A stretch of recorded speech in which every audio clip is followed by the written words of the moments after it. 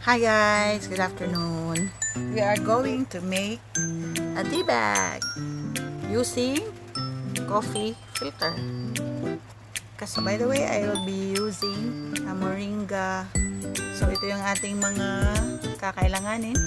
Of course, measuring spoon or itong gunting na maliit at matalas. Itong needles or karayom, and of course ang thread. Reminders guys, before tayo gumawa nito, kailangan ang mga kamay natin malinis na malinis, at itong mga bagay na to ay naka-sterilized para sigurado ang kalinisan para sa kalusugan.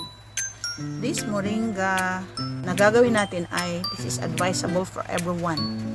Hindi siya tea kung hindi malunggay or moringa. This is very useful sa mga merong problema sa malnutrition. Unang-una, kahit bagong panganak pa yung baby, kung ang mommy ay kulang sa gatas, gawa siya ng milk tea using malunggay. This one, gatas lalagyan niya ng malunggay tea extract.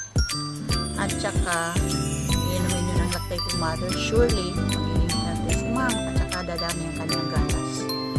At ito ay para sa lahat.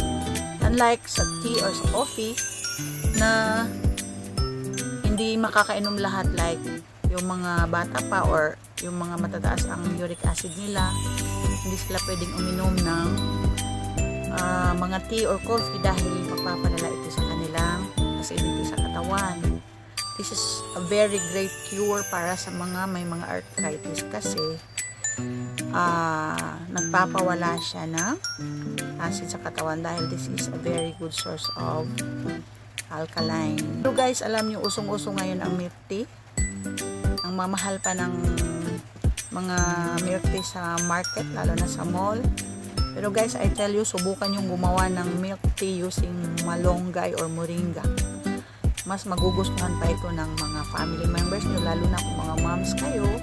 Gustong-gusto ito nga ng aking mga anak na mga teenagers. Lalagyan ko lang siya ng milk na kung anong gusto kong milk.